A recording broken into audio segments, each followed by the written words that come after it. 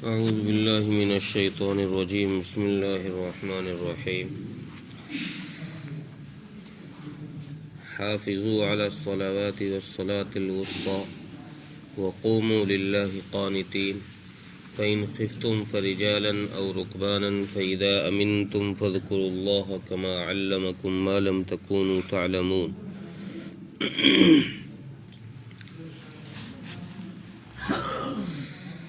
اس سے پہلے کی آیتوں میں طلاق اور عدت کا بیان تھا، اور اس کے بعد بھی پھر اسی طریقے کے مسائل ذکر کیے گئے ہیں۔ یہاں بیچ میں دو آیتوں کے اندر نماز کا ذکر کیا گیا ہے کہ نماز کو قائم کرو۔ اس کی وجہ یہ ہے کہ چونکہ اصل معاملات اور معاشرت سے بھی مقصود یہی ہے کہ انسان ان کے حقوق ادا کر کے معاملات کو صحیح کر کے توجہ الی الحق ہو، اس کا دھیان اللہ کی طرف ہو۔ معاملات میں بھی یہی مقصود ہے، لیکن نماز میں چونکہ بظاہر یہ توجہ زیادہ ہوتی ہے، اتم ہوتی ہے، اس میں کسی چیز کا خیال ہی نہیں ہوتا، صرف اللہ کی طرف ہی دھیان لگانا ہوتا ہے۔ معاملات میں تو ایسا ہے، کسی کو لین دین کو کرنا ہو کسی آدمی کے ساتھ میں، یا کوئی معاشرت میں کوئی اور خیر کا کام کرنا ہو، تو اس میں تو انسان بظاہر ریا بھی کر سکتا ہے، کسی کو دکھانے کے لیے بھی کر سکتا ہے۔ نماز میں یہ کام جو ہے توجہ الی الحق، یعنی اللہ کی طرف توجہ، یہ خاص طور سے ذکر کی گئی ہے۔ اس لیے بیچ میں اس کا ذکر کیا گیا تاکہ انسانوں کو، لوگوں کو یہ پتہ چلے کہ بھئی یہ جو پیچھے اور آگے احکام بیان کیے جا رہے ہیں، ان کا مقصد بھی وہی ہے جو نماز کا ہے۔ ان کا مقصد بھی اللہ کی نظر میں وہی ہے جو نماز کا ہے۔ مقصد کیا ہے کہ نماز سے بھی اللہ کی طرف بندے کا توجہ کرنا، بندے کا دھیان جانا، اور معاملات میں بھی صحیح معاملات اگر کرے گا تو چونکہ حدیث میں آتا ہے کہ اگر حق تلفی کی گئی، معاملات کے اندر حق تلفی کی گئی، بیوی کا حق ادا نہیں کیا گیا، بہنوں کا حق ادا نہیں کیا، پڑوسی کا حق ادا نہیں کیا، تو اس آدمی کو اس حقوق کی حق تلفی کی وجہ سے، حق تلف کرنے کی وجہ سے اس کو جہنم کی سزا دی جائے گی۔ چونکہ حقوق العباد یہ بہت سنگین معاملہ ہے، تو اس لیے پتہ یہ چلا کہ جب حقوق العباد کی حق تلفی کرنے سے سزا مل رہی ہے تو ظاہر بات ہے یہ کوئی اہم عبادت ہے، عام عبادت تو ہے نہیں، جس پر سزا دی جا رہی ہے نہ کرنے پر، اور جو کرے گا تو پھر اللہ تبارک و تعالیٰ کے اس کے یہاں مقام بھی الگ ہے، اس کے درجات بھی الگ ہے۔ اس لیے انسانوں کو اس طرف دھیان دلانے کے لیے کہ ان چیزوں سے بھی، معاملات اور معاشرت سے بھی اللہ کی طرف توجہ کرنا ہے، جیسے نماز کے ذریعے سے اللہ کی طرف توجہ کی جاتی ہے، دھیان لگایا جاتا ہے۔ اس لیے فرمایا حافظوا علی الصلوات والصلاة الوسطی، اے لوگو نمازوں کی حفاظت کرو، خصوصاً درمیانی نماز کی۔ یہاں درمیانی نماز کا ذکر جو کیا ہے تو اکثر مفسرین کا قول یہ ہے، اکثر علماء کا قول یہ ہے کہ درمیانی نماز سے نماز عصر مراد ہے۔ تو ترجمہ یوں کیا ہے بعض مفسرین نے کہ نمازوں کی حفاظت کرو، اور خاص طور سے عموماً سارے نمازوں کی حفاظت کرو، اور خاص طور سے عصر کی نماز کی حفاظت کرو۔ اس کی وجہ مفسرین نے یہ لکھی ہے کہ چونکہ عصر کے وقت جو ہوتا ہے وہ دن کا آخری وقت ہوتا ہے، اس سے پہلے بھی دو نمازیں ہیں، فجر اور ظہر، اس کے بعد بھی دو نمازیں ہیں، مغرب اور عشاء، اس لیے اس کو درمیانی نماز کہا ہے۔ اور اس کی اہمیت اس لیے بیان کی گئی ہے کہ چونکہ یہ دن کے آخری حصے پہ جا کر ہے، اور یہ وہ وقت ہوتا ہے جب تاجر اپنی تجارت کے غلے کو سمیٹ رہا ہوتا ہے، کاشتکار اپنی زمین سے محنت کر کے گھر کو جلدی جانے کی کوشش کر رہا ہوتا ہے، اور مویشیوں کے کاروباری اپنے مویشیوں کو جلدی ہکا کر اس کو گھر لے جانے کی کوشش کرتے ہیں کہ یہ انسان کے اپنے سارے دن بھر کے کام کاج کو سمیٹ کر گھر جانے کی جلدی کا وقت ہے، اس لیے اللہ فرما رہے ہیں کہ اس نماز کی خاص طور سے حفاظت کرو، کہیں ایسا نہ ہو تم اپنے کام سمیٹنے کے چکر میں اس میں سستی کر دو، کام سمیٹنے کے چکر میں سستی کر دو۔ اگر تم نے اس نماز میں یا اور نمازوں میں سستی کی تو پھر حدیث میں آتا ہے کہ نمازوں میں سستی کرنے والا، نمازوں کو جان بوجھ کے چھوڑنے والا، جو آدمی نمازوں کو جان بوجھ کر چھوڑتا رہے گا، اللہ تبارک و تعالیٰ کے یہاں اس کی مغفرت کا کوئی ذمہ نہیں ہے، اللہ اس کی مغفرت نہیں فرمائیں گے۔ تو معروف سی مشہور سی حدیث ہے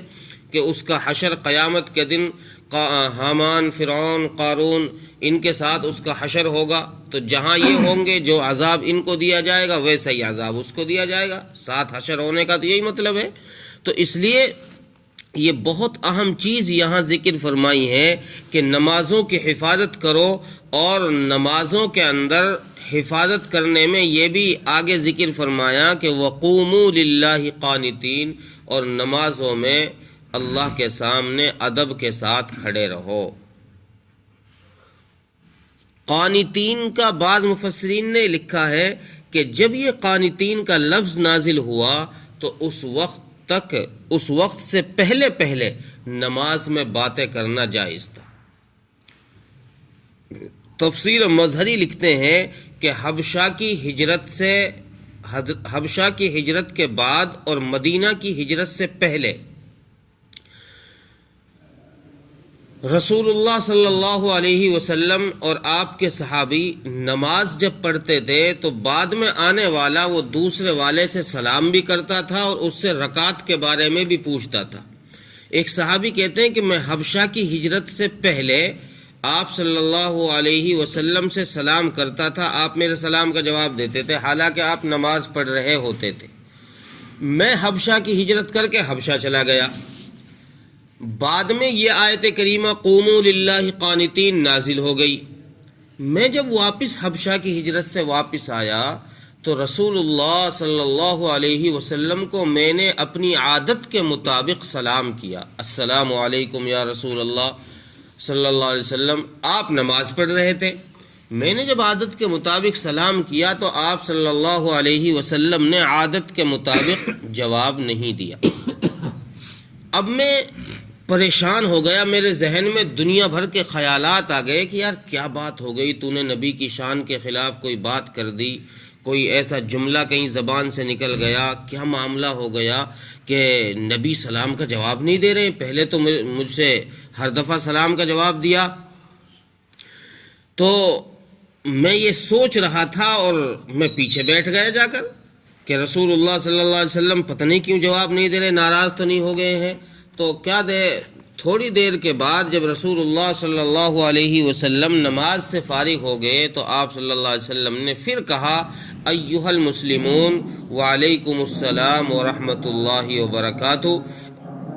اور ارشاد فرمایا کہ اب اللہ تبارک و تعالیٰ نے، چونکہ اللہ اپنے احکام میں جب چاہتے ہیں تبدیلی فرما دیتے ہیں، اللہ تبارک و تعالیٰ نے اب نماز میں حکم دے دیا قوموا للہ قانتین، کہ اب ادب کے ساتھ کھڑے رہو، اور باتیں کرنا ادب کے خلاف ہے، اس لیے اب نماز میں چپ چاپ کھڑے رہا کرو۔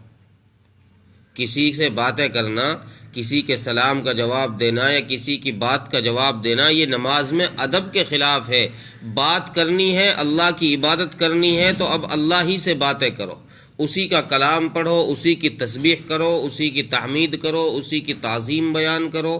اسی سے بات کرو۔ بندوں میں سے نہ کسی کے سوال کا جواب دینا ہے، نہ کسی سے کوئی کلام کرنا ہے۔ اس لیے اللہ کے نبی نے فرمایا کہ اللہ نے اب یہ حکم نازل فرما دیا ہے۔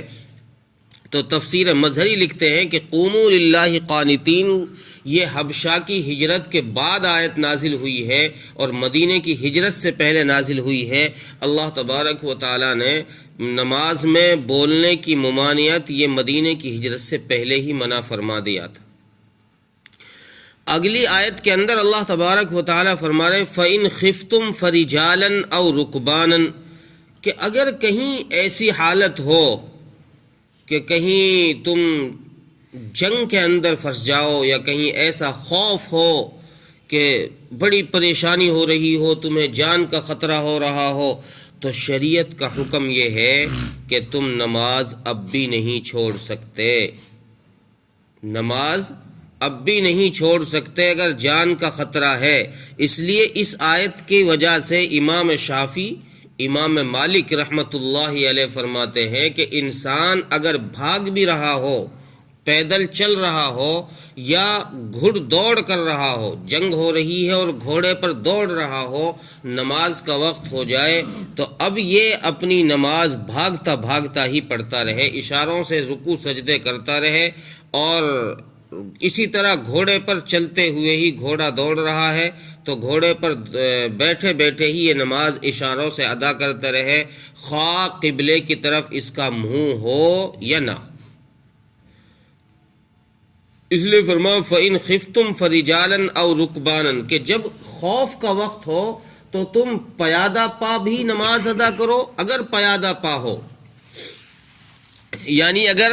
اس پیادہ پا کا ترجمہ امام ابو حنیفہ رحمۃ اللہ علیہ نے یہ کیا ہے کہ پیادہ پا کا مطلب یہ ہے کہ تم کھڑے ہو، پیروں پر اگر اپنے کھڑے ہو اور تمہارا اگرچہ منہ بھی قبلے کی طرف نہ ہو تو تم نماز ادا کر لو۔ امام ابو حنیفہ رحمۃ اللہ علیہ کے نزدیک، یعنی امام اعظم ہمارے امام کے نزدیک، چلتے ہوئے اور گھوڑے پر دوڑتے ہوئے یا گھوڑے پر سواری کرتے ہوئے نماز جائز نہیں ہے۔ امام شافعی صرف امام مالک کے نزدیک جائز ہے، ہمارے امام کے نزدیک چلتے ہوئے چل رہا ہے اور نماز بھی پڑھ رہا ہے، یہ جائز نہیں ہے۔ اسی طرح گھوڑے پر دوڑ رہا ہے اور نماز بھی پڑھ رہا ہے، یہ جائز نہیں ہے۔ شوافے کے یہاں جائز ہے ان کے مسلک میں، لیکن احناف کے یہاں یہ جائز نہیں ہے۔ اس لیے امام ابو حنیفہ فرماتے ہیں کہ اگر کہیں خوف کی حالت ہو، جنگ ہو رہی ہو اور تم نیچے کھڑے ہو کر جنگ لڑ رہے ہو یا پھر تم گھوڑے پر بیٹھ کر جنگ لڑ رہے ہو لیکن گھوڑا دوڑ نہ رہا ہو، گھوڑا بھی کھڑا ہو اور تم بھی کھڑے ہو زمین پر، تو ان کھڑے ہونے کی حالت میں نماز ہو جائے گی، اب چاہے رخ تمہارا کسی طرف ہو۔ رخ شرط نہیں ہے کہ رخ تمہارا قبلے کی طرف ہوگا جنگ میں بھی، نہیں، رخ تمہارا کدھر ہی ہو۔ اس لیے فرماتے ہیں کہ نماز اس کی ادا ہو جائے گی۔ اور صلاۃ خوف کے جو اصل مسائل ہیں وہ سورہ نساء کے اندر مفسرین نے، تفسیر مظہری نے اور معارف القرآن مفتی شفیع صاحب نے صلاۃ خوف کے مسائل کو، ابن کثیر نے بھی سورہ نساء کے اندر کھول کر ذکر کیا ہے کہ صلاۃ خوف کیسے ادا کی جاتی، ڈر کی نماز، کہ جہاں جنگ میں ہوں، کہیں لڑ رہے ہوں تو وہاں نماز کو کیسے ادا کیا جائے، وہ سورہ نساء کے اندر ذکر کیا ہے۔ تو یہ یہاں صرف اتنا ذکر کیا ہے کہ اگر کہیں خوف کی حالت ہے تو کھڑے کھڑے نماز پڑھ لو، یا پھر تم گھوڑے پر بیٹھے ہو تو بیٹھے بیٹھے اشاروں سے ہی نماز پڑھ لو۔ لیکن فَإِذَا أَمِنْتُمْ، جب امن ہو جائے، یہ صرف اس وقت کے لیے کہ تم کبھی اس کو اپنا معمول بنا لو کہ جہاں چاہو وہیں اشاروں سے ہی نماز پڑھنی شروع کر دو اور سواری پہ بیٹھے بیٹھے نماز پڑھنا شروع کر دو، یہ صرف خوف کے وقت ہے۔ اس لیے آگے فرما دیا فَإِذَا أَمِنْتُمْ، پس جب تم امن میں ہو جاؤ، یعنی معاملہ شانت ہو جائے، لڑائی نہ ہو، دنگا فساد نہ ہو، یعنی جب تم سکون کی حالت میں ہو، تو اب نماز کو اس طرح پڑھنے کی اجازت نہیں ہے۔ اب کیسے پڑھیں؟ اب ایسے پڑھیں کما علمکم ما لم تکونوا، اب اس طریقے پر پڑھو جو طریقہ تم کو رسول اللہ صلی اللہ علیہ وسلم نے سکھایا، ایسا طریقہ جس کو تم جانتے نہیں تھے۔ ما لم تکونوا تعلمون، جس کو تم جانتے نہیں تھے، پہلے ہم کو نہیں پتا تھا نماز میں رکوع کیسے کرنا ہے، سجدہ کیسے کرنا ہے، یہ کس نے بتایا آ کر؟ رسول اللہ صلی اللہ علیہ وسلم نے یہ طریقہ ہمیں آ کر سکھایا کہ اب تمہیں ایسے کرنا ہے، رکوع ایسے کرنا، سجدہ ایسے کرنا، قومہ ایسے کرنا، قیام ایسے کرنا، نیت ایسے باندھنی۔ اس لیے اللہ نے فرمایا کہ جو میرے نبی نے تمہیں طریقہ سکھایا ہے، کما علمکم، جو میرے نبی نے تم کو طریقہ سکھایا ہے، اس طریقے کے مطابق تم اب عبادت کرو۔ اگر اس طریقے پر عبادت ہوگی. یہاں سے یہ بھی پتہ چلا یہ صرف عبادت ہی عبادت، نماز ہی نماز کا ذکر نہیں، یہاں پر یہ بھی پتہ چل رہا ہے کہ کوئی بھی عمل اگر انسان کا رسول اللہ صلی اللہ علیہ وسلم کی سنت کے خلاف ہوگا تو اللہ کے یہاں قابل قبول نہیں ہوگا.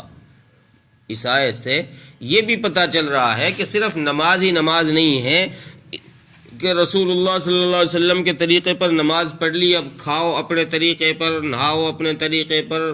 نکاح اپنے طریقے پر، معاملات اپنے طریقے پر. نہیں، اللہ نے یہ عبادات میں چونکہ معاملات اور عبادات میں سب سے اہم چیز نماز ہے، جب اسی کا فرما دیا کہ یہ سب سے اہم چیز بھی تمہیں اللہ کے نبی صلی اللہ علیہ وسلم کے طریقے کے مطابق ادا کرنی پڑے گی، تو پھر باقی چیزیں تو چھوٹے درجے کی، ان کے لیے تو بدرجہ اولا یہ حکم ہے کہ تو پھر تمہیں نکاح بھی نبی کے طریقے پر کرنا پڑے گا، کھانا بھی نبی کے طریقے پر کرنا پڑے گا. اور اگر نبی کے طریقے سے ہٹ کر کوئی عمل کیا گیا تو اللہ کے یہاں وہ عمل قابل قبول نہیں ہے. اللہ کے یہاں وہ عمل قابل قبول نہیں ہے. اس لیے اللہ نے فرمایا کہ تمہیں جب امن کی حالت ہو تو پھر کسی قسم کی گنجائش نہیں ہے. ہاں یہ ہے کہ امن کی حالت میں بھی اگر کوئی بیمار آدمی ہو، کوئی مجبور محتاج آدمی ہو، قیام نہ کر سکتا ہو، سجدہ نہ کر سکتا ہو، تو پھر نماز معاف نہیں ہے. جیسے جنگ کی حالت میں امام اعظم ابو حنیفہ رحمۃ اللہ علیہ فرماتے ہیں کہ اگر اشارے سے پڑھنا بھی ممکن نہ ہو جنگ میں کہ بھئی اتنا وقت ہی نہیں مل رہا، گولیاں چل رہی ہیں، تلواریں چل رہی ہیں، اتنا وقت ہی نہیں مل رہا کہ نماز ادا کر لیں اشارے سے ہی، رکوع سجدے بھی نہ کر پائیں، تو پھر امام اعظم اور امام شافعی رحمۃ اللہ علیہ یہ فرماتے ہیں کہ اب یہ آدمی اپنی نماز کو مؤخر کر دے، یعنی قضا کر دے، بعد میں پڑھ لے، جب وقت ملے تو بعد میں پڑھ لے. یہی حکم اسی طریقے سے جو جب امن میں ہو انسان اور وہ امن کی حالت میں بیمار ہو لیکن اگر اشارہ بھی کر سکتا ہو تو نماز معاف نہیں ہے. اب یہ اشارے سے بھی نماز پڑھے گا، خواہ یہ اس پہ بیٹھا جا رہا ہو یا نہ بیٹھا جا رہا ہو، یہ کھڑا ہو سکتا ہو یا نہ ہو سکتا ہو. یہ الگ چیز ہے کہ وہ لیٹ کر ہی نماز پڑھے گا اور لیٹنے کی حالت میں اس کا رخ قبلے کی طرف کر دیا جائے گا، پیروں کو قبلے کی طرف کر دیا جائے گا، سرہانے کو تھوڑا سا اونچا کر دیا جائے گا تکیہ وغیرہ لگا کر. اب یہ انسان اگر ہاتھ بھی نہیں ہلا سکتا تو صرف آنکھ کے اشارے سے ہی نماز پڑھ لے، لیکن پڑھنی پڑے گی، نماز پڑھنی پڑے گی. نماز کسی بھی حالت میں معاف نہیں ہے انسان. اور اس لیے اللہ کے نبی صلی اللہ علیہ وسلم نے ارشاد فرمایا کہ جو لوگ نمازوں کو چھوڑ دیتے ہیں، نمازوں کی حفاظت نہیں کرتے، میرا جی یہ چاہتا ہے کہ میں ان کے گھروں کو جا کر آگ لگا دوں. میں ان کے گھروں کو جا کر کیا کر دوں ناصر بھائی؟ آگ لگا دوں. تو اتنی سخت وعیدیں ہیں نماز کے چھوڑنے پر، تو اس لیے نماز کو یہاں بیچ میں اس لیے ذکر کیا گیا کہ اس نماز کی اہمیت جب انسان کے دل میں آ جائے گی کہ بھئی اصل نماز سے اللہ کی طرف توجہ کرنا ہے، تو پھر معاملات اور معاشرات جو اگلی پچھلی آیتوں میں ذکر کیے جا رہے ہیں ان میں بھی انسان یہ دھیان میں رکھے گا کہ ان سے بھی مقصود اللہ کی طرف توجہ کرنا ہے. ترجمہ دیکھیں، حافظوا علی الصلوات والصلاۃ الوسطی، اور حفاظت کرو نمازوں کی اور خصوصاً درمیانی نماز کی. وقوموا للہ قانتین، اور کھڑے رہو اللہ کے سامنے مؤدب.